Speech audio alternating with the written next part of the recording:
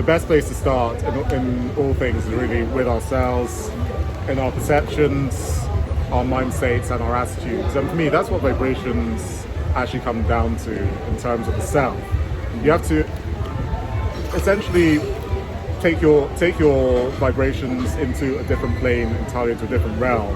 And whilst that might sound quite abstract and maybe even a little too metaphysical for a Sunday afternoon, I think that it really is just something as simple as changing your attitudes and responses to a situation you find yourself in, if it's a situation that you wish to leave or just transcend or elevate. And in order to do so, you have to be willing to look and act and sound as if the situation you're in is no longer applicable to you.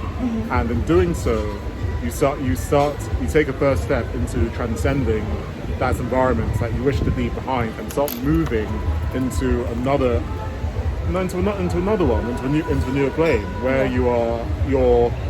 the vibration you're putting out, if you like, is in tune with one that is much more to your liking and to your desire. Or to put it simply, you just need to let the positive in. You need to actually be willing to, I guess, transcend the human characteristic for focusing on the negative.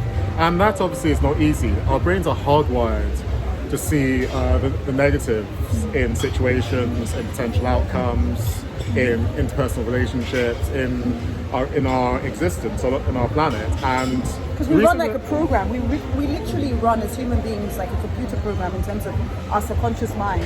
Whatever you repetitively feed your mind and whatever it has been inbuilt from a child, this is how you think, this is what you achieve, this is the salary you earn, etc., etc. These are different programs running in your mind, like this is my normality.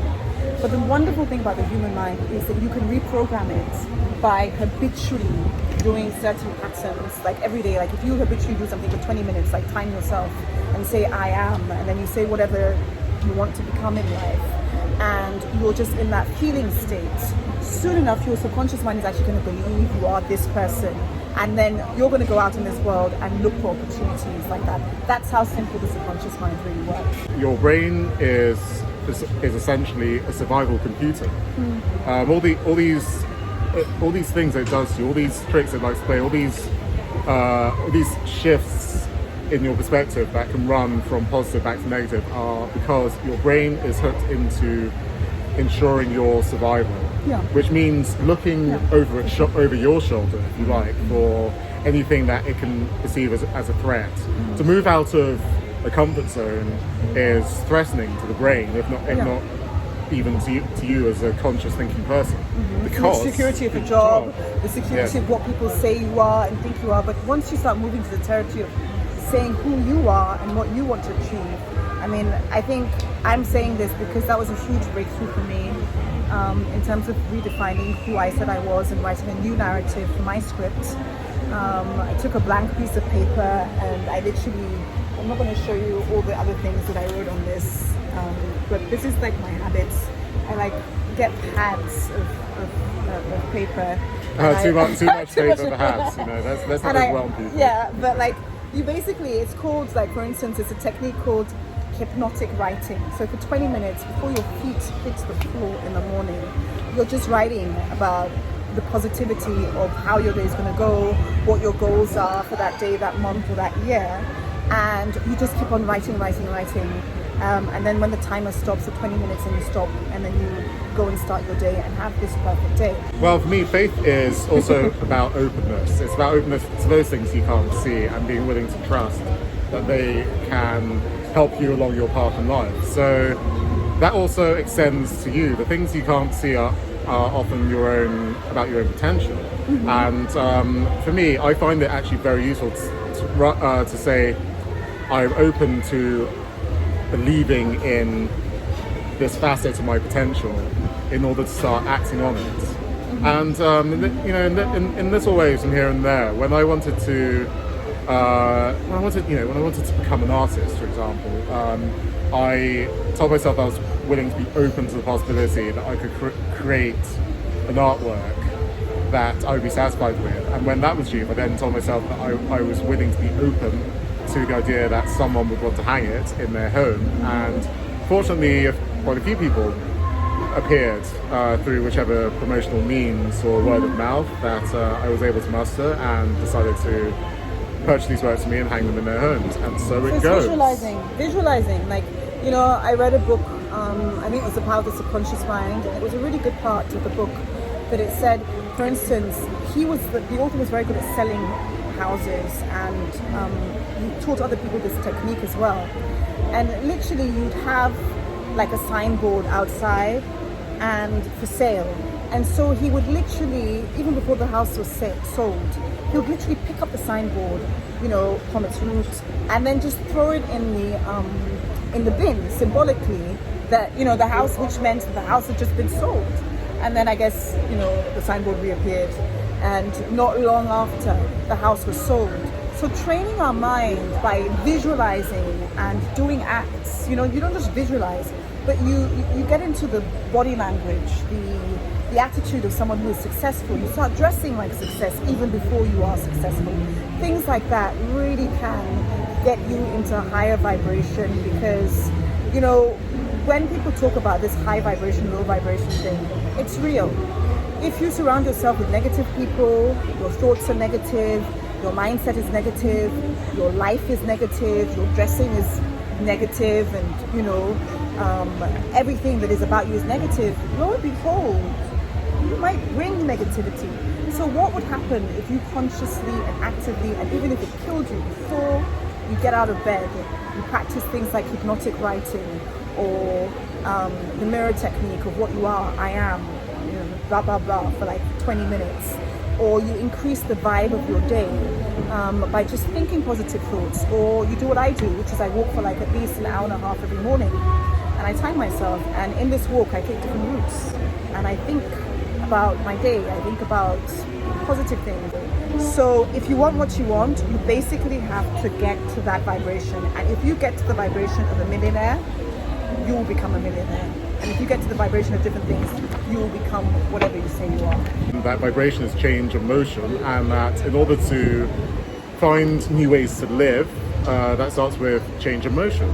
Yeah. So for me, every person, every atom, every molecule tells a story, a purpose, a pattern, through the vibration which emanates from it. That's why was it Einstein that said, if you want to think of the universe, think in terms of vibration. And Tesla was always about energy. Everything is energy. Exactly. So if you look at this as a form of inviting and creating change and movement in your life, then it is essentially shifting your vibration. And when you shift your vibration, there is really no telling what you're capable of when you've invited this new, different and more positive energy into your life. This power is limitless. So without money, you have your mind, and so I think the mind is a good place to start. No, the mind is the perfect place to start. The mind is the only place to start, and always will be. Because at the end of the day, the only things you control in this world are your thoughts, your actions, and your mind. There is no other place to start, Amanda. It really is that simple. You start by changing even one little thing, as I was saying earlier. You change one little thing about your day or your routine that you think may make a more positive and enriching change, and in doing so, if you prove to yourself that this step outside of your comfort zone and your daily existence has made a difference, doesn't matter how big, and definitely does not matter how small. Even the Bible says that one should not be afraid of small beginnings. So for me, that's very much quote the Bible. That's not bad. That's not a bad place to start. Yeah, I've had a breakthrough. So by just developing the right vibration, like begets like. You know, each person literally radiates the vibration to which they attune themselves. So you can literally just shift your vibration so your external reality is more in alignment with, you know, peace and joy and the life you want, and you'll get it. And I'm not just, you know, like preaching this stuff because, you know, I have nothing better to do on a Sunday afternoon, but just because I really have seen how raising your vibration is so effective. And I recently took a holiday where there was a lot of culture and there was a lot of different things, and it just reminded me of how good it is that a nation is the vibration that's high collectively and individually. And when I stepped foot on the tarmac when I came back, the first thing I said is that no one is going to steal this peace, this joy, this vibration that I got on my holiday. And I'm going to do everything to just maintain my peace. There is going to be space for your dream as long as you look for and create the right environment to ascend. Yeah, because everything is about this one force operating throughout this world, this energy that is literally downloaded into you, and it's downloaded into you as pure potential, that you can do anything with it, good, bad, negative, positive, polarity. This is another thing that Thomas Trigger Masters spoke of, this polarity. And you can shift your polarity from negative to positive by just saying, I'm going to be positive, and just carrying out exercises. But ultimately, high vibrations, like I said before, is things like love, joy, peace, patience, kindness, goodness, faithfulness, gentleness, and self-control. Against such there is no law. So if you're feeding into everything that is of love, of joy, of peace, of kindness, of goodness, which anger, frustration, violence, sexual immorality, theft, murder, evil thoughts are not part of that. Those are low vibrations that will make you feel negative, depressed, and not go out there and achieve anything. So keep your vibrations high in order to achieve the perfect day. My name is Amanda Clinton. BMON.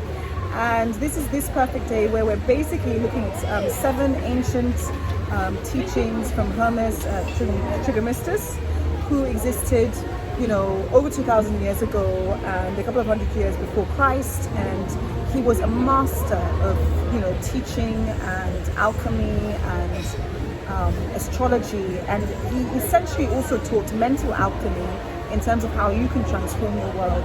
So we hope that this has been helpful, and do leave your comments so that we can improve this segments, etc. But we're very excited about this because our power, as Africans, is to literally change this planet and change our continent and change our countries and change our individual selves. Because if Egypt was the cradle of civilization and such knowledge went out throughout the whole world and like everybody in the world came to sit at this guy's feet, then perhaps it might not be a bad idea to sort of reread what he said, tie that into a Christian message as well, and then just see how much of our lives are transformed by doing so. Indeed. Please don't forget to click the subscribe button as well, so you can stay in touch with us and our updates.